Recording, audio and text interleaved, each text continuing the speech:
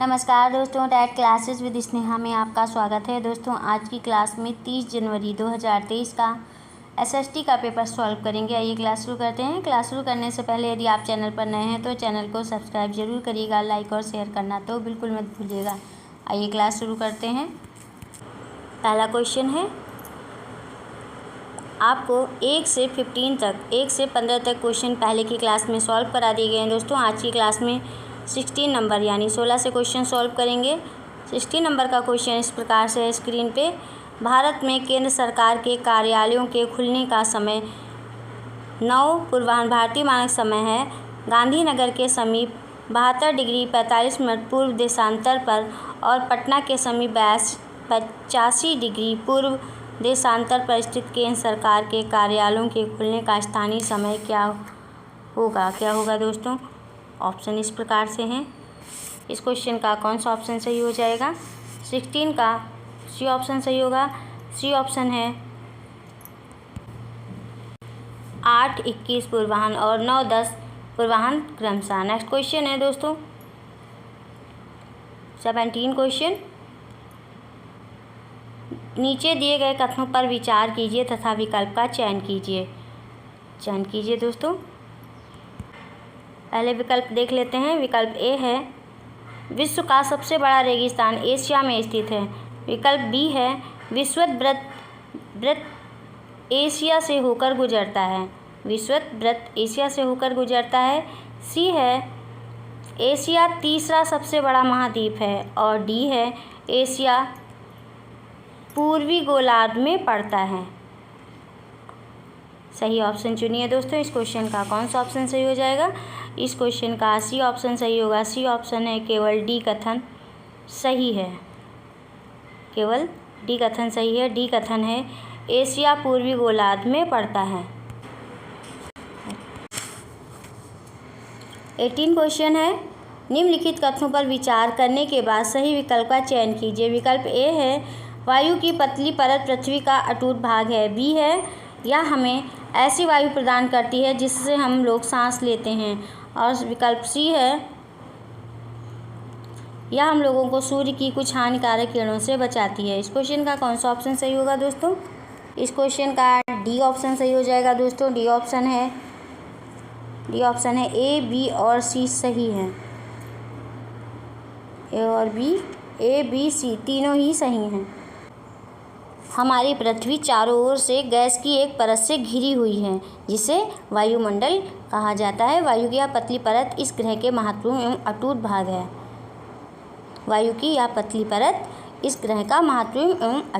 है। यह हमें ऐसी वायु प्रदान करती है जिससे हम लोग सांस लेते हैं।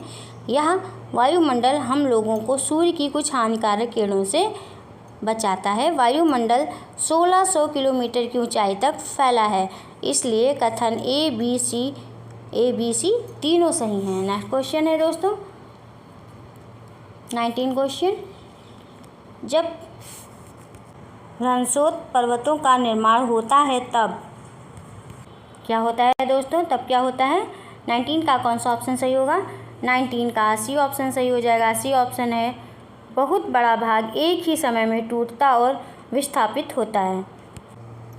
पर्वत कितने प्रकार के होते हैं दोस्तों? पर्वत 3 प्रकार के होते हैं, वलित पर्वत, ब्लॉक पर्वत और ज्वालामुखी पर्वत। जब ह्रस्वोत पर्वतों का निर्माण होता है तब बहुत बड़ा भाग एक ही समय में टूटता और लंबवत विस्थापित होता है। ऊपर उठे ब्लॉकों को हार्स्ट और नीचे ब्लॉकों को ग्रेबेन कहा जाता है। यूरोप में राइन घाटी और वासेजेस पर्वत ऐसे पर्वतों के उदाहरण हैं। नेक्स्ट क्वेश्चन है दोस्तों 20 नंबर का क्वेश्चन।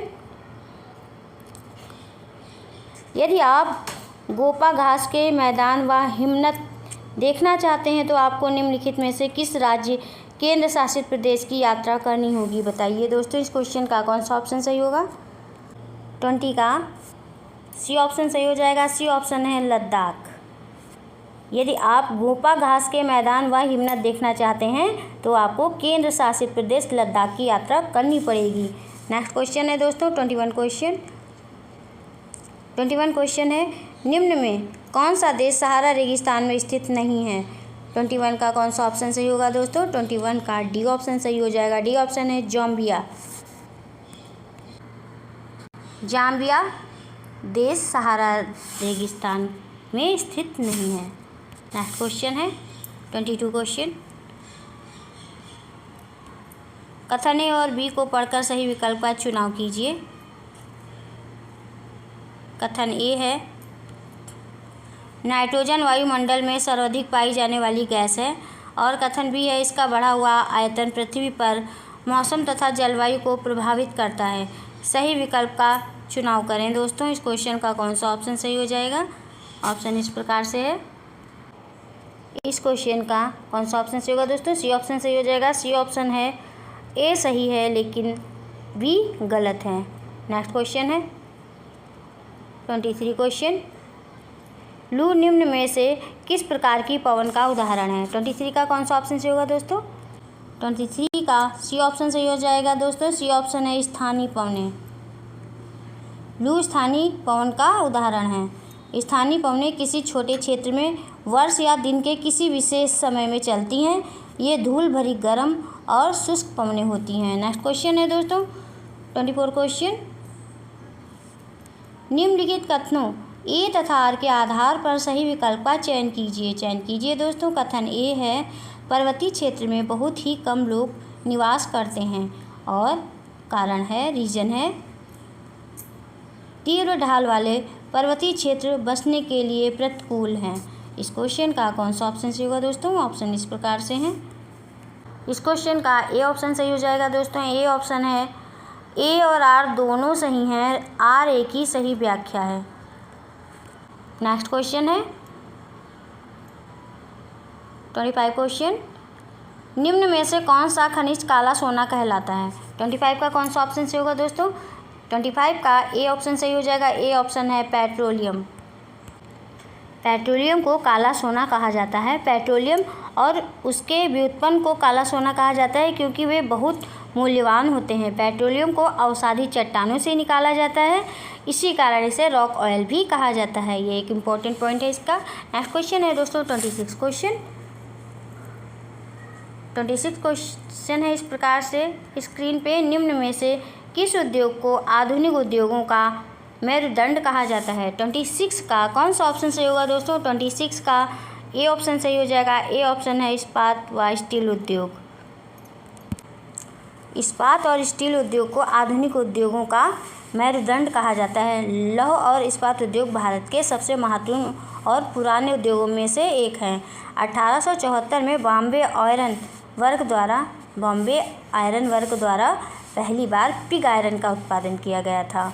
भारत चीन और संयुक्त राज्य अमेरिका के बाद तीसरा सबसे बड़ा इस्पात उद्योग है। नेक्स्ट क्वेश्चन है दोस्तों 27 क्वेश्चन। मिल्पा, रोका और लदांग निम्न में से किस प्रकार की कृषि के अन्य नाम हैं? 27 का कौन सा ऑप्शन सही होगा दोस्तों? 27 का ए ऑप्शन सही हो जाएगा। ए ऑप्शन है स्थानांतरीय कृषि। मिल्पा, रोका और लदांग स्थानांतरित कृषि के प्रकार हैं। स्थानांतरित कृषि एक व्यापक खेती पद्धति है। इसके अंतर्गत भूमि के एक भूखंड को अस्थायी रूप से साफ किया जाता है और उसमें खेती की जाती है, लेकिन कुछ समय पश्चात वहाँ की मिट्टी की उर्वरता कम होने पर वहाँ के लोग दूसरी जगह स्थानांतरित हो जाते हैं। यह खेती उत्तरी पूर्वी भारत में अधिक प्रचलित है। नेक्स्ट क्वेश्चन है दोस्तों 28 क्वेश्चन। 28 क्वेश्चन है संयुक्त राज्य अमेरिका में 1964 के नागरिक अधिकार अधिनियम ने डैश में क्या फिल करेंगे दोस्तों? के आधार पर भेदभाव का निषेध कर दिया।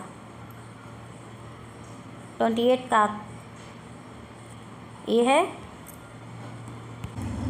नस्ल, बी है धर्म, सी है जेंडर और डी है राष्ट्रीय मूल। सही विकल्प का चयन कीजिए।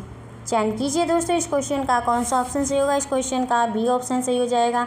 बी ऑप्शन है ए, बी और डी। ए, बी और डी। ए है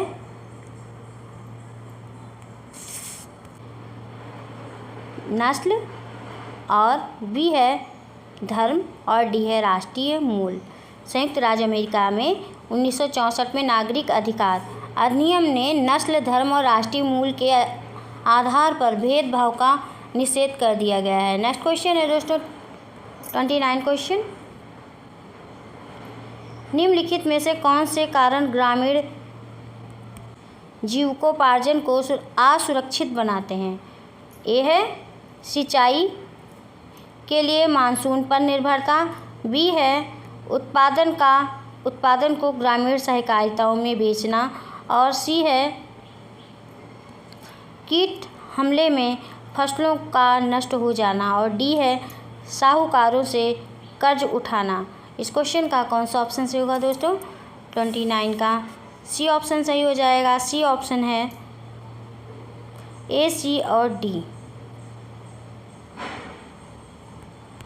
सी ऑप्शन सही होगा। सी ऑप्शन है ए है सिंचाई के लिए मानसून पर निर्भरता, और सी है कीट हमले में फसलों का नष्ट हो जाना, और डी है साहूकारों से कर्ज उठाना।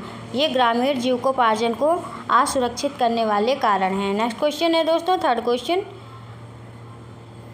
क्वेश्चन है निम्नलिखित में से कौन सा पंचायत की आमदनी का स्रोत नहीं है? 30 का कौन सा ऑप्शन सही होगा दोस्तों? ऑप्शन इस प्रकार से हैं। 30 का डी ऑप्शन सही हो जाएगा दोस्तों। डी ऑप्शन है पंचायत सचिव की निजी संपत्ति पर किराया।